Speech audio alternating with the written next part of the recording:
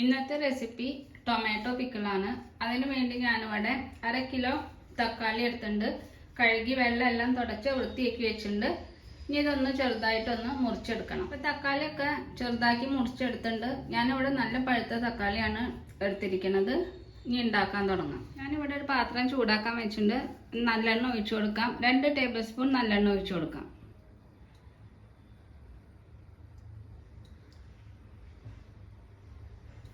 ഇനി എണ്ണ ഒന്ന് ചൂടായി വരട്ടെ. അപ്പം നമുക്ക് അരിഞ്ഞു വെച്ച തക്കാളി ഇട്ട് കൊടുക്കാം. എണ്ണ ചൂടായിട്ട് അതിലേക്ക് തക്കാളി ഇട്ട് കൊടുക്കാം.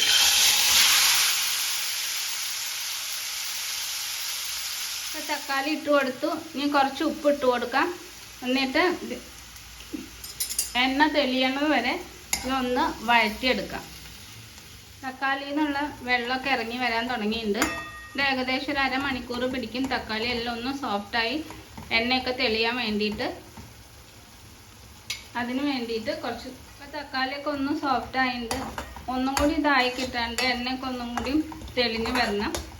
എന്നിട്ട് കാണിച്ചു തരാം. തക്കാളിയൊക്കെ നന്നായി വഴന്ന് വന്നിട്ട് എണ്ണയൊക്കെ തെളിഞ്ഞു.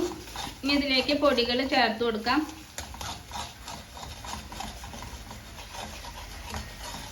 മുളക് പൊടി ചേർത്ത് കൊടുക്കാം. ഞാനിവിടെ 2 ടീസ്പൂൺ മുളക് പൊടിയാണ് ചേർത്ത് കൊടുക്കുന്നത്. ഓരോരുത്തരുടെ ഇഷ്ടത്തിനനുസരിച്ച് എരിവിനനുസരിച്ചിട്ട് മുളക് പൊടിയുടെ അളവ് കൂട്ടും കുറയ്ക്കുകയൊക്കെ ചെയ്യാം. ഞാൻ ഇവിടെ 2 ടീസ്പൂണാണ് ഇട്ട് കൊടുത്തിരിക്കുന്നത്. 1/2 ടീസ്പൂൺ ഉലുവാപ്പൊടി, പിന്നെ 1/2 ടീസ്പൂൺ കായം. ഇനി ഇതെല്ലാം ഒന്ന് നന്നായിട്ടൊന്ന് മിക്സ് ചെയ്യാം.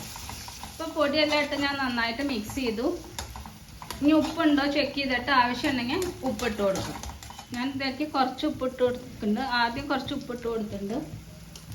കുറച്ച് ഉപ്പിൻ്റെ കുറവുണ്ട്. അപ്പോൾ കുറച്ച് ഉപ്പ് ഇട്ട് കൊടുത്ത് നന്നായിട്ടൊന്ന് മിക്സ് ചെയ്യും. പൊടി എല്ലാം ഇട്ട് നന്നായിട്ടൊന്ന് വഴറ്റിയെടുത്തിട്ടുണ്ട്. അതിൻ്റെ റോ ടേസ്റ്റൊക്കെ മാറിയിട്ടുണ്ട്. ഇനി ഇതിലേക്കൊന്ന് വറവിടണം. എന്നിട്ട് പാൻ ചൂടാക്കാൻ വെച്ചിട്ടുണ്ട്. അച്ചാറിലേക്കൊന്നും വറവിടണം. അതിന് വേണ്ടിയിട്ടാണ്. ഇനി നല്ലെണ്ണ ഒഴിച്ചു കൊടുക്കാം. ആവശ്യത്തിനുള്ള നല്ലെണ്ണ ഒഴിച്ചു കൊടുക്കാം.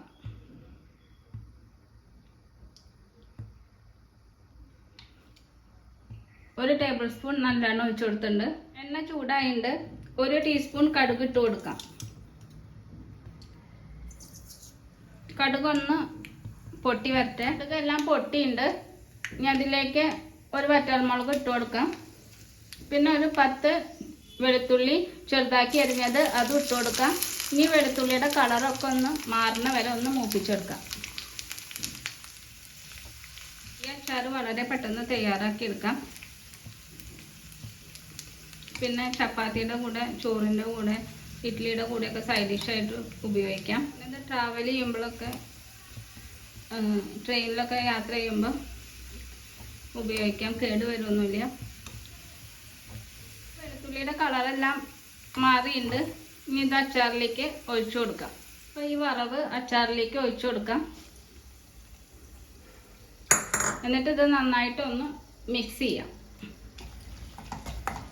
ഇപ്പോൾ വറുത്തിട്ടിട്ട് നന്നായിട്ട് മിക്സ് ചെയ്തു. ഇനി ഇതിൻ്റെ എരിവും പുളിയൊക്കെ ഒന്ന് ബാലൻസ് ചെയ്യാൻ വേണ്ടിയിട്ട്